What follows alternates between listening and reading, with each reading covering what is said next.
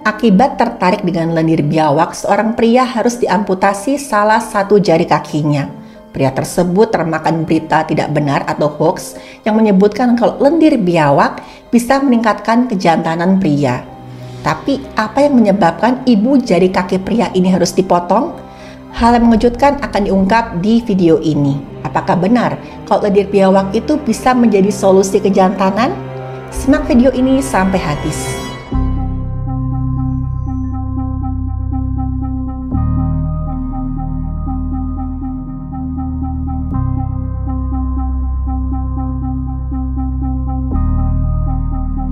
Halo, saya Dr. Stefani. Saya seorang dokter spesialis forensik dan saya melihat apa yang tidak semua orang lihat. Cerita ini dimulai dari sepasang suami istri, sebut saja nama mereka Bowo dan Ratna. Bowo dan Ratna ini sudah 15 tahun menikah dan mereka dikaruniai 2 orang anak perempuan yang cantik-cantik. Tapi menurut Bowo, kedua anak perempuan mereka ini walaupun sangat cantik dan cerdas itu nggak cukup. Karena Bowo terobsesi punya anak laki-laki. Bowo ini segitu terobsesinya pengen punya anak laki-laki karena dia berharap kalau nanti dia punya anak laki-laki, si anak laki-lakinya ini bisa menjadi penerus usaha yang sudah dibangun oleh Bowo. Nah, mau nggak mau si Bowo ini sama Ratna terus mencoba mendapatkan anak laki-laki. Tapi lagi-lagi karena usia Bowo sudah nggak muda dan usia Ratna juga tidak muda lagi, si Ratna ini sering mengeluhkan stamina Bowo yang mulai menurun di atas ranjang. Dan bahkan pada saat mereka melakukan hubungan suami istri, Bowo ini hanya bisa bertahan beberapa menit saja. Dan hal ini membuat Bowo frustrasi. Dia merasa ya harga diri sebagai laki-laki ini mulai terusik nih. Apalagi si Ratna bilang, gimana kita mau punya anak laki-laki kalau kamu aja tuh cuma bisa bertahan beberapa menit saat kita melakukan hubungan suami istri. Udahlah Bowo, kamu terima aja. Kita tuh cuma punya anak perempuan. Kamu gak usah terobsesi lah. Kok begini kan kita berdua yang stres. Tapi Bowo tuh gak mau menyerah begitu aja. Dia merasa kalau misalkan dia punya stamina di atas ranjang yang bagus, nanti dia bisa mendapatkan anak laki-laki. Bowo pun mulai mencari-cari informasi di internet tentang bagaimana mengembalikan kejantanan seorang pria. Dan dari sebuah video yang dia temui di media sosial, akhirnya Bowo mendapatkan sebuah informasi yang agak-agak nyeleneh, tapi membuat si Bowo ini penasaran. Dalam video itu dikatakan bahwa ada satu bahan ampuh untuk mengembalikan kejantanan atau stamina pria di atas ranjang. Dan bahan itu adalah lendir biawak. Bowo mulai cari tahu nih, bahan ini tuh di pasaran ada nggak sih? Tapi tentu aja nggak ketemu, karena siapa juga yang mau menjual lendir biawak. Bowo nggak kehabisan akal nih. Dia pikir oke lah, misalkan lendir biawak ini nggak ada yang jual, mungkin saya harus cari sendiri. Dia memutuskan untuk kemudian berburu biawak sendirian. Bowo ini memang punya hobi berburu. Dan saat itu karena ya dilandasi niat yang sangat kuat untuk mengembalikan kejantanan supaya bisa punya anak laki-laki, Bowo pun menyiapkan bedil terbaik yang dia punya. Bowo pun pergi ke sungai yang katanya tuh di situ banyak terdapat habitatnya biawak. Sungai itu berada di kota tempat si Bowo ini tinggal. Dan setelah dia sampai di sungai itu, dia tungguin tuh lama sekali, dia masih sabar. Kok dia nggak ketemu nih, nggak ada sama sekali biawaknya nih. Akhirnya Bowo nggak hilang akal, dia telusurilah pinggir sungai yang penuh dengan tumbuhan dan pohonan yang lebat. Dan tanpa dia sadari, Bowo akhirnya masuk ke area rawa. Di situ nggak lama didengar suara kayak gemerisik nih, kayak ada semacam binatang yang bergerak di sela-sela semak-semak. Nah, si Bowo senang nih, dia mulai siapkanlah bedilnya. Dia rencana misalkan nanti begitu ada biawak yang muncul, dia akan langsung menembak biawak tersebut. Tapi bukannya berhasil mendapatkan biawak, Bowo malah mendapatkan nasib yang sial. Dengan cerobohnya saat itu dia mengarahkan moncong bedilnya ke bawah, padahal bedil itu sudah berisi pelor. Dan nggak sengaja waktu dia menyiapkan bedilnya itu, Bowo menarik pelatuk bedilnya dan hingga mengenai kakinya sendiri.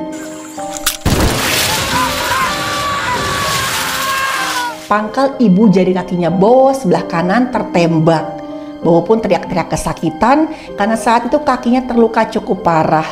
Tapi saat itu nggak ada siapapun di tempat itu. Dan dengan menahan sakit sambil berusaha menguatkan dirinya, Bowo pun berjalan beberapa kilometer menuju rumah sakit terdekat. Dengan kondisi kakinya itu sudah terluka parah.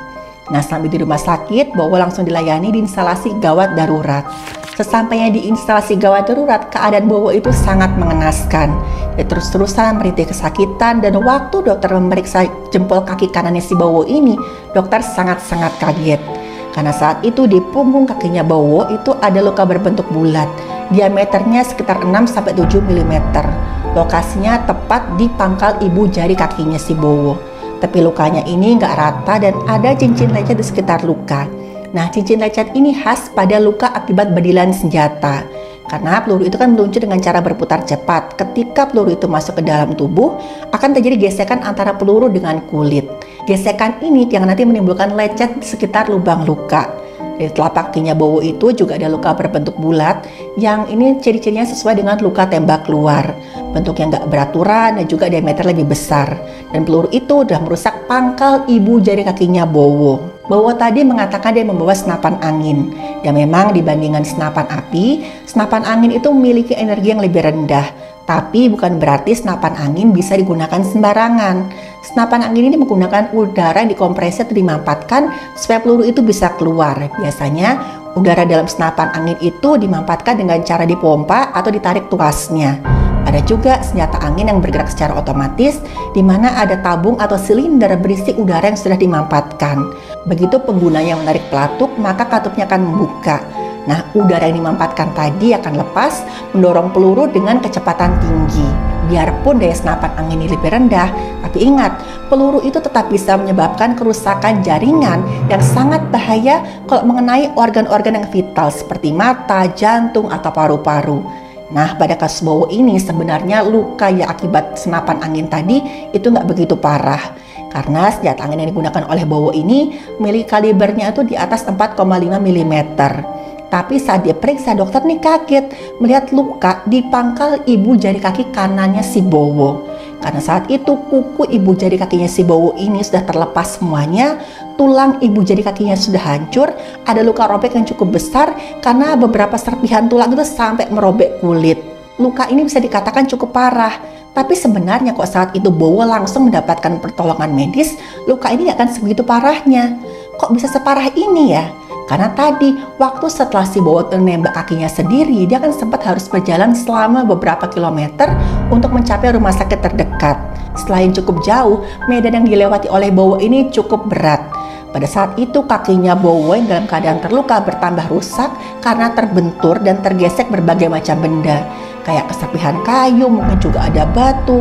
Dan beberapa kali itu ya mungkin tanpa Bowo sadari, ibu jari kakinya itu sampai tertekuk selama dia berjalan. Nah, saat itu Bowo nggak terlalu merasakannya karena tubuhnya itu mengeluarkan hormon yang disebut dengan adrenalin. Adrenalin ini adalah hormon yang diproduksi sebagai respon tubuh terhadap stres. Salah satu efek adrenalin ini adalah mengurangi sensasi rasa sakit.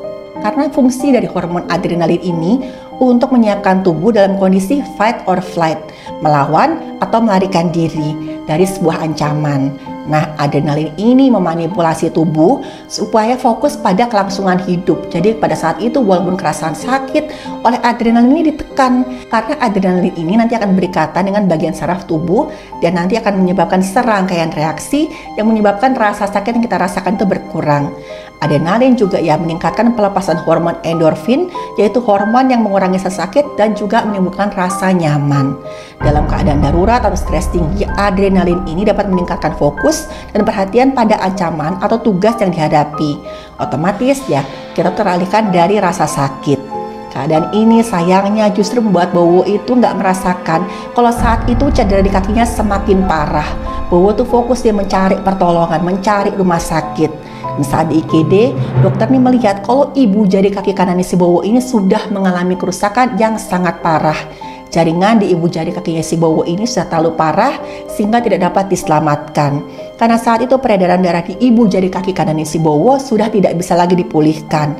Dan kalau keadaan ini diteruskan, maka bisa terjadi kematian jaringan yang semakin lama semakin meluas dan juga mengancam kesehatan jaringan di sekitarnya. Dan satu-satunya jalan adalah amputasi. Dokter pemeriksa pun akhirnya menjelaskan ke Bowo kalau saat itu lukanya sudah terlalu parah sehingga ibu jari kaki kanannya ini tidak bisa lagi diselamatkan. Dan kemudian dengan sangat terpaksa Bowo menelpon istri dan anaknya mengabari kalau saat itu dia ada di rumah sakit.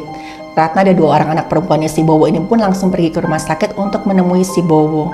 Dokter kemudian mengabarkan kok saat itu ibu jari kaki kanannya si Bowo ini harus diamputasi karena lukanya sudah parah, sudah sangat rusak, tidak bisa diselamatkan lagi. Dokter menjelaskan kok saat itu Pak Bowo ini sudah setuju dilakukan amputasi. Dan kemudian ya daripada harus kehilangan suaminya, karena dokter ini menjelaskan misalkan si ibu jari kakinya ini tidak dioperasi, infeksinya bisa menyebar, bisa terjadi kerusakan jaringan yang semakin parah dan nanti Bowo bisa nyawanya terancam. Akhirnya Ratna pun setuju dengan prosedur tersebut. Bowo pun menjalani prosedur amputasi untuk menyelamatkan nyawanya. Setelah proses operasi selesai, akhirnya Bowo ini dijenguk oleh beberapa orang keluarganya. Salah satunya adalah seorang saudara laki-lakinya Bowo. Dia tanya nih, kamu kenapa sih kok bisa kayak gini? Kamu ngapain? Awalnya si Bowo ini nggak mau mengaku karena dia merasa malu. Tapi setelah didesak terus-terusan akhirnya Bowo pun mengaku. Dia berterus terang ke saudara laki-lakinya. Dan kemudian dicerita, aku tuh mencari lendir biawak. Tujuannya apa? Supaya kejantananku pulih. Karena aku tuh pengen sekali punya anak laki-laki yang bisa meneruskan usahaku nanti.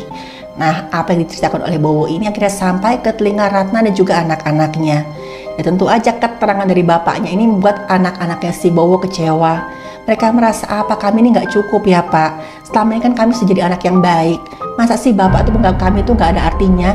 Sampai segitu bela-belainya pengen punya anak laki-laki. Ratna juga bilang ke si Bowo, kok sebenarnya tuh Ratna udah sangat-sangat bersyukur punya 2 anak perempuan yang sebenarnya mereka cerdas dan juga cantik-cantik. Lihat nih anak perempuan kamu, mereka berdua ini sampai nangis loh. Gara-gara kamu segitu pengennya punya anak laki-laki sampai kamu membahayakan nyawa diri kamu sendiri. Bowo ini juga menyesal karena saking terobsesinya tadi, dia sampai termakan informasi yang gak cuma salah tapi juga ngawur. Bowo pun mohon maaf kepada kedua anak dan istrinya. Dokter pun kemudian menasihati si Bowo kalau yang namanya lendir biawak tadi itu sama sekali nggak benar.